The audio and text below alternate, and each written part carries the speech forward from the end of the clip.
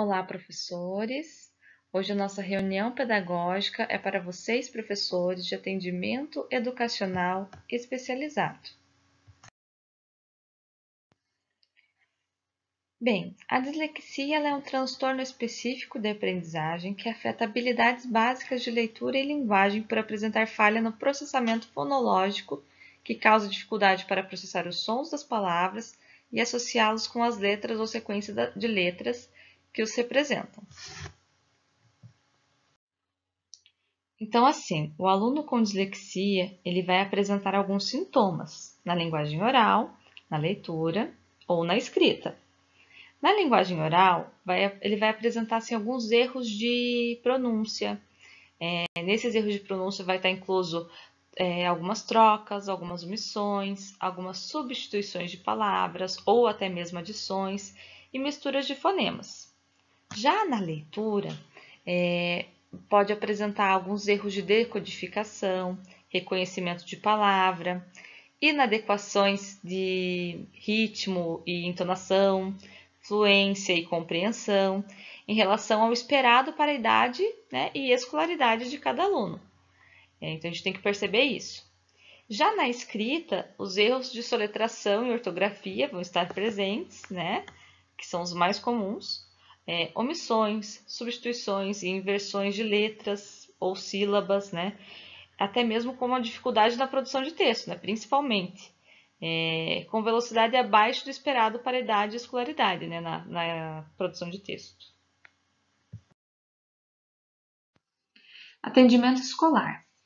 Então, aqui nós vamos trabalhar o plano de ensino individualizado, que é um instrumento para o planejamento colaborativo entre a escola, a família e os serviços da área clínica. O que é serviços da área clínica? Serviços da área clínica são médicos, fonoaudiólogos, toda a equipe médica ou toda a equipe no geral, né, que atende a criança, tá? Que pretende organizar um programa de como ensinar de modo eficiente as crianças que precisam de uma atenção maior. Deverá ser construído pela equipe pedagógica junto aos professores, com base nas especificidades mostradas no laudo clínico. Então, a gente sempre vai respeitar e dar uma atenção nesse laudo clínico, o que vai precisar trabalhar, né, com essa criança. Então, sempre está olhando o laudo. Respeitando a idade e as potencialidades do aluno. Nele será feito um inventário de habilidades acerca dos aspectos cognitivo, socioafetivo e psicomotor para que a partir daí sejam feitas as adaptações pedagógicas necessárias. Então, a gente vai estudar todo o quadro junto com o serviço da área clínica, com a escola em si, né, a parte pedagógica e professor e a família, para ver qual adaptação pedagógica serão necessárias e aí sim aplicar para esse aluno, tá? Adaptação curricular. A adaptação curricular é fundamental para avaliar o progresso do aluno e deve atender às necessidades específicas da criança de forma funcional. Com base no inventário de habilidades, a equipe pedagógica deverá eleger os objetivos essenciais para o desenvolvimento e aprendizagem do aluno e a metodologia a ser aplicada. Registro do desenvolvimento individual. A avaliação do desenvolvimento e da evolução na aprendizagem se dá através do registro sistemático dos objetivos atingidos e que necessitam ser modificados para que a adaptação curricular seja efetiva. Então, assim, esse registro individual é muito importante. Por quê? Porque a gente vai estar sempre avaliando o nosso aluno se ele está evoluindo e qual é o processo dessa evolução. Se está sendo no tempo que a gente esperado ou não, né? Então, ela é muito importante. Então, aqui eu estou deixando para vocês algumas orientações didático-pedagógicas que estarão nos auxiliando com os nossos alunos, tá? Então, são elas: promover a interação social entre professores, funcionários e alunos, incentivar a autonomia para o desenvolvimento de habilidades adaptativas da vida diária e da vida prática, propor atividades com recursos audiovisuais, que vai chamar muita atenção deles, vai auxiliar bastante, usar recursos pedagógicos concretos, Estar sempre trabalhando ali no concreto auxilia muito também. Evitar textos com espaçamentos simples e fontes de digitação muito elaboradas.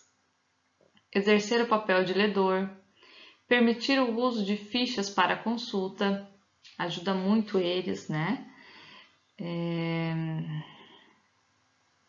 Permitir maior tempo para a realização das provas. Então, nós, quanto professores, temos que ter uma certa paciência em relação a isso, porque a gente sabe que muitas vezes eles vão precisar de maior tempo nessas realizações aí das provas, né? Então, é necessário que a gente permita, entenda e tenha paciência em relação a isso, né?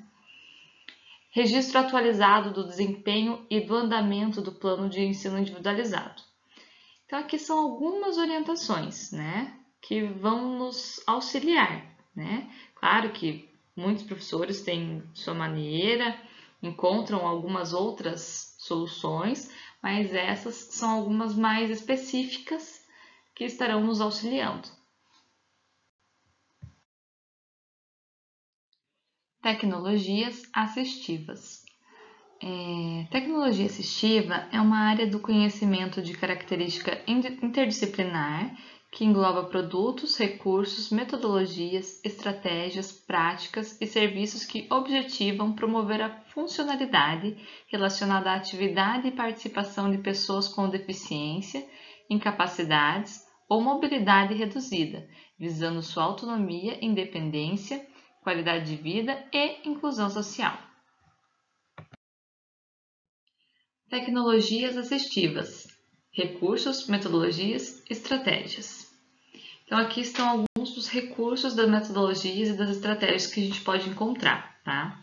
Então, temos o aplicativo para estímulo da leitura e escrita, lousa digital, retroprojetor, jogos para estimulação da percepção, discriminação visual, auditiva, temporal e espacial, jogos para estimulação da motricidade, lateralidade e consciência corporal, jogos fonológicos,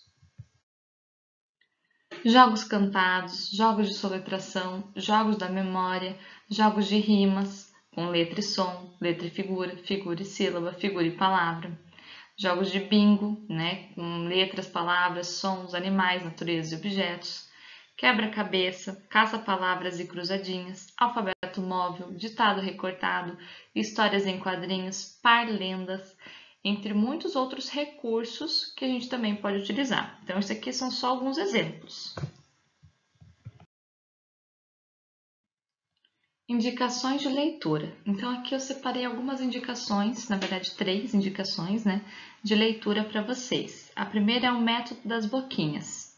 É uma neuroalfabetização, fundamentação teórica. Essa eu recomendo muito para vocês, tá? Por isso que eu já deixei ela até em primeiro lugar.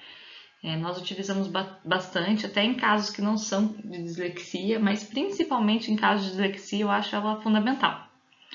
A segunda é a psicogênese da leitura e da escrita. E a terceira é a coleção Fono da Escola, dificuldades na aquisição da língua portuguesa, oral e escrita no ensino fundamental.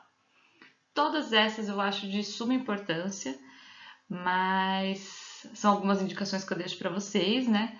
Mas principalmente o método das boquinhas, eu acho que auxilia bastante, tá?